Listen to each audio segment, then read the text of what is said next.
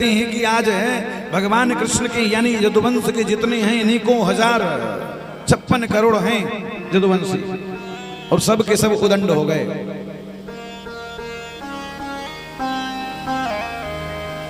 द्वारिकाधीश जो 16,108 पत्नियां हैं इन सबसे 10-10 बालक हैं।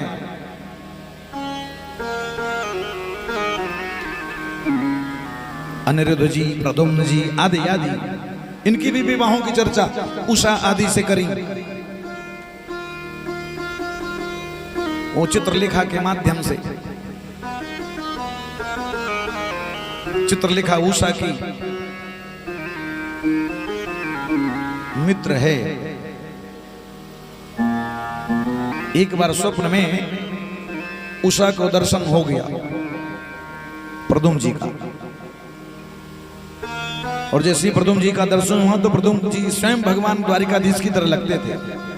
मन ही मन सोचे और प्रद्युम्न जी से उषा का प्रेम हो गया मन ही मन। विवाह मैं करूंगी तो उन्हीं से, लेकिन समझ में कैसे आए जी। एक चित्रलेखा जो मित्र है उसकी, वो चित्रलेखा चित्र बनाने में बड़ा माहिर है, एकदम एक्सपर्ट है वो। उससे चित्र बनवाई, चित्र बनवाते बनाते बनाते बनाते जैसे प्रद्युम्न का चित्र बना, उषा ने कही बस यही है, एकदम यही है। समरासुर नाम का एक राक्षस है, उस प्रद्युम्न जी को जब बालक थे तो वो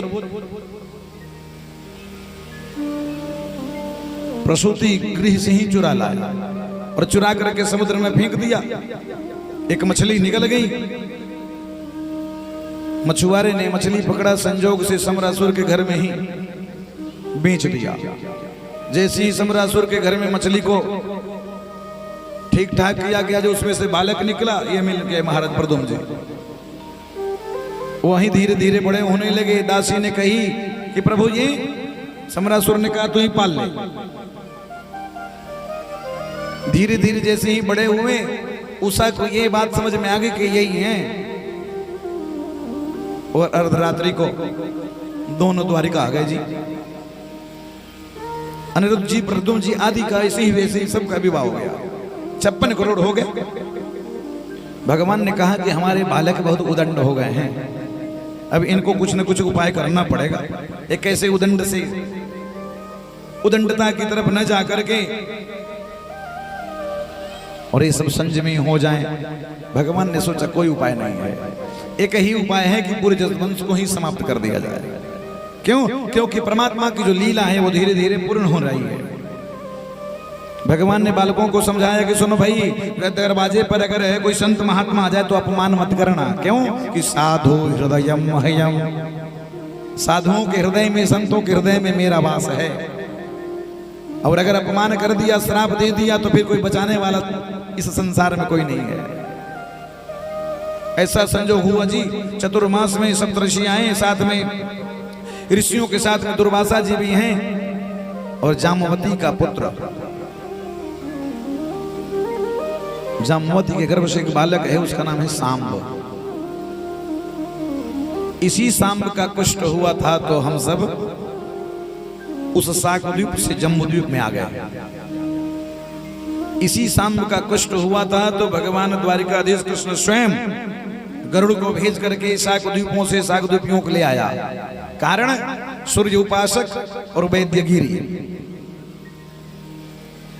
और इसी से हम सब ने मिल करके हमारे पूर्वज उसी समय 18 पूरे परिवार आए।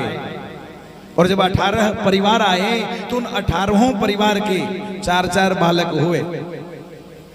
और जब 18 चौका 72 हुआ तो जम्बूद्वीप में क्या किया गया? पूर दे दिया गया। पूर मतलब गांव, सभी को एक एक गांव दे दिया गया। उसी गांव से पूर की निशानी आ गई हमारे। पूर का मतलब गांव, और जो एक ही पूर का हुआ वो भाई बहन हो गए। कारण एक ही गांव के थे। इसलिए हमारे में एक अलग प्रथा है कि गोत्र एक हो चलेगा, लेकिन पूर अलग होना चाहिए, तो विवाह संपन्न हो जाती है। इसी सांब को कुष्ठ हो गया था।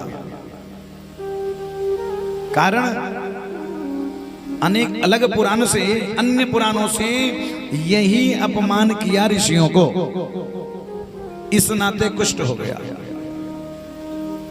और भागवत के अनुसार जब इसने ऋषियों को अपमान कर दिया, जितने ब्रज बालक द्वारिकाधीश के बालक थे सब के सब आए, जदुवंश के बालक, और आकर के शाम देखने में स्त्री की तरह था, शरीर से पुरुष था, इतना सुंदर। इसके पेट में कपड़ा बांध दिया गया और कपड़ा बांध करके साड़ी पहना करके स्त्री बना करके ऋषियों के सामने ले गया।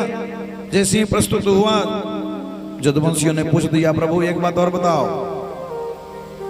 ये स्त्री के गर्भ से पुत्र होगा कि पुत्री होगा? दुर्वासा जी ने सोचा, बिना बताए तो छोड़ना नहीं है भाई। आंख बंद किया तो देखिए, अरे भैया ये तो कपट है, ये तो सब बालक कपट कर रहे हैं हमारे साथ, यानी उपहास कर रहे हैं ऋषियों के। क्रोध में श्राप दे दिया कि जा, इस गर्भ से न तो बालक होगा न बालिका होगा, एक लोहे का मूसल होगा, और वही लोहे का मूसल पूरे जदुवंशियों का नाश का कारण बन जाएगा। सब के सब डर गए, फटाफट उसको चूर्ण किए। उस मूसल को चूर्ण करने के बाद समुद्र में फेंकवा दिए। जितनी जदुवंशी हैं प्रभास क्षेत्र में, सब के सब पहुंचे हैं।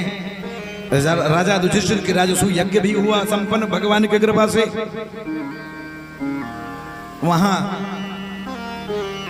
जसोदा मैया राधिका आदि का सम्मेलन भी है। ये प्रसंग सुनाते हुए आगे बढ़े सुखदेव जी, उन्होंने कहा कि देखो ना, जब उस प्रभास क्षेत्र में सब के सब जदुवंशी पहुंचे तो मन ही मन हुआ कि थोड़ा स्नान कर लिया जाए समुद्र में। जैसे ही समुद्र में स्नान करने के लिए गए, एक दूसरे के बच्चों की आदत होती है जल एक दूसरे पर फेंकने की, जब नदी में स्नान करते हैं। वो जल क्रीड़ा करने लगे। जल क्रीड़ा करते करते इतने आवेश में आ गए कि वो जल क्रीड़ा ही युद्ध क्रीड़ा में परिणत हो गया। और जब युद्ध क्रीड़ा होने लगी तो सबको क्रोध आया।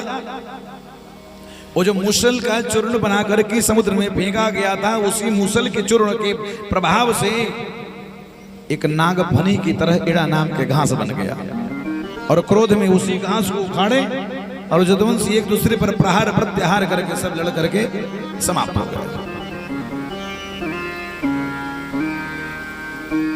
भगवान ने कहा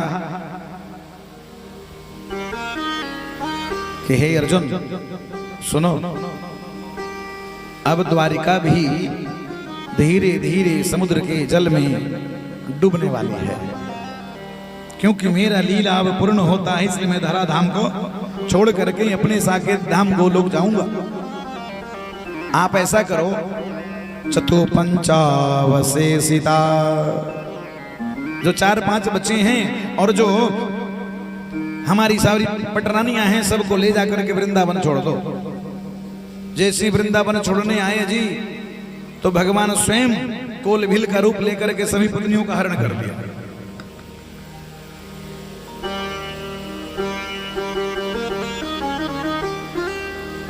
उस मूसल के टुकड़े का जो एक छोटा सा भाग बच गया, जो चूर्ण नहीं हो पाया था, एक जरा नाम की बहेलिया ने, व्याधा ने अपने बाण के नुकीले भाग पर लगा रखा है शिकार करने के लिए।